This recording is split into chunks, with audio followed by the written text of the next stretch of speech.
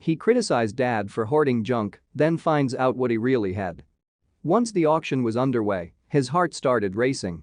He knew that the offer the jeweler had made days before was very tempting. But he thought that maybe he could get even more than that. But had he made the right decision? He thought it must have been worth more than the jeweler's hasty offer. And when he heard the stroke of the hammer hitting the table at the auction, he couldn't believe it.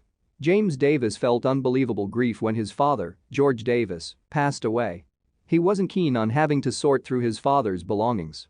His father loved to hoard useless junk. He was called a hoarder by his family, but he didn't mind. Now James had to clear out the attic in his house in New York. He knew this was going to be challenging, but he didn't know about the surprises he would uncover. There was all sorts of junk in the attic.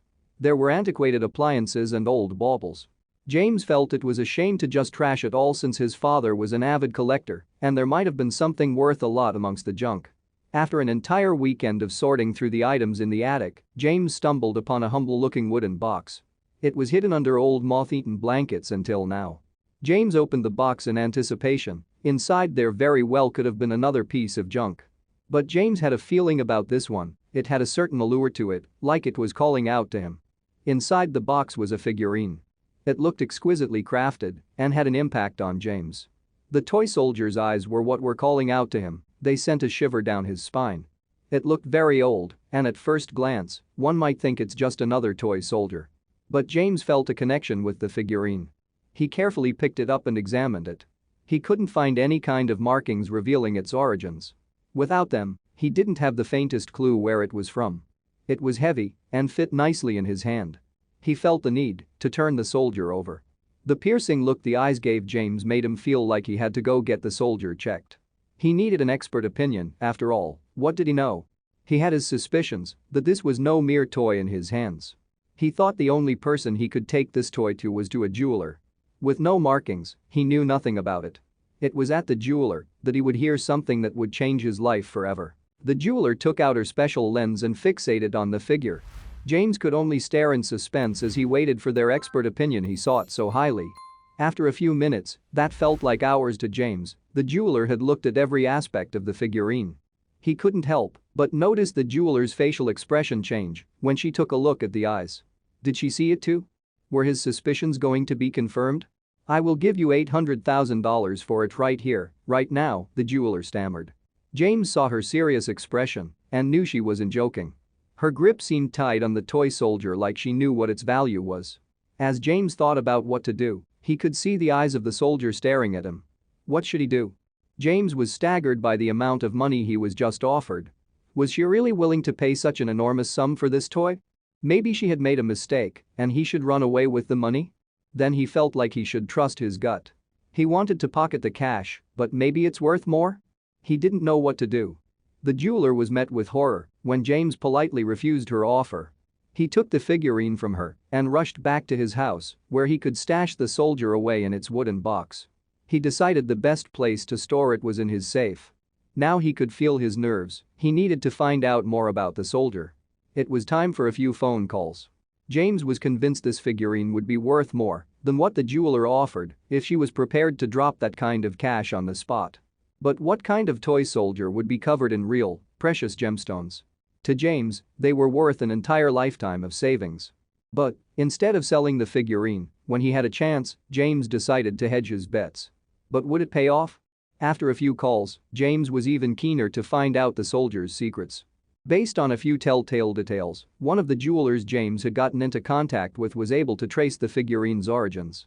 If the gold braid detailing on the figure's clothes wasn't obvious enough, the exquisitely enameled double-headed eagle motif that was embossed onto the trimming blew the case wide open. The jeweler explained that the value wasn't just based on the soldier's eyes, which were real sapphires, but also on the medals on his vest and the buckles on his boots. They were jewel-encrusted too. James was stunned. The stones that encrusted the piece were worth thousands in and of themselves, claimed the jeweler. But who had made such a piece, and why? James learned from experts that the figurine was modeled after Nikolai Nikolaevich Pastinikov, a loyal personal Cossack bodyguard to Empress Alexandra Fyodorovna. It had somehow made its way into his father's attic, all the way from Russia.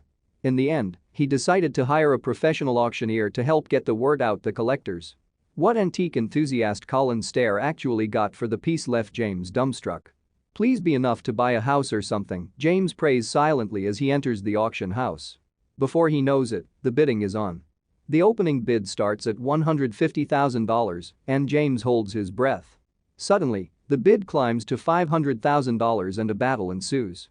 Wartsky, a London-based jeweler, and another collector bid fiercely against one another, neither backing down as the price of the old soldier skyrockets. Any auctioneer worth his salt knows how to sell a piece to the highest bidder. He'll talk about the history, components, and manpower behind their item in order to secure the highest price. However, Colin Stair, James' auctioneer, barely had to say anything before the room was whipped into a frenzy. It was all over in 15 minutes. Within just 15 minutes, the 100-year-old figurine sold for a whopping $6 million. James had been sweating over his decision to turn down the original $800,000 he had been offered, but now he was over the moon. The figurine was sold to London-based jeweler Wartsky, who was able to shed some light on the piece's origin. "The purchase of the figure is a continuation of our long-running tradition of acquiring Imperial Russian works of art," said a Wartsky spokesperson. The figurine was commissioned as a gift for the Empress by Tsar Nicholas II, the last Tsar of Imperial Russia. And the company he paid to make it raised a few eyebrows from would-be bidders. Tsar Nicholas II had sought out famed jeweled egg maker Fabergé to craft the little soldier. It was later bought by U.S. businessman Armand Hammer for $2,250, now equal to about $35K, before finding its way into James' father's attic. And it hadn't been seen again until now. It has little sapphires in the eyes, little gold trim and gold braid, and all these elaborately inlaid enameled double-headed imperial eagles, auctioneer Colin Stair told WNYT. There are only 50 in existence. When asked about the reasoning behind purchasing such an extraordinarily expensive piece, the Wartsky spokesman told the Register Star, Wartsky was Armand Hammer's prime rivals in the 1920s and 1930s in buying the confiscated imperial treasures from the Soviet government. That's a long time to wait to get one over on your rival. Thank you for watching this fantastic story. Please tap one of the 2 videos on your screen for another amazing Wonder Stories.